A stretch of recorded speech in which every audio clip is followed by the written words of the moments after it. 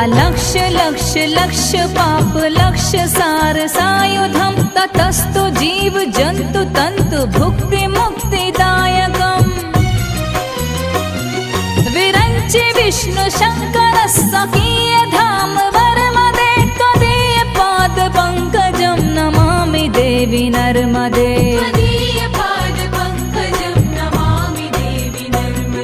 नमामि देवि नर्मदे।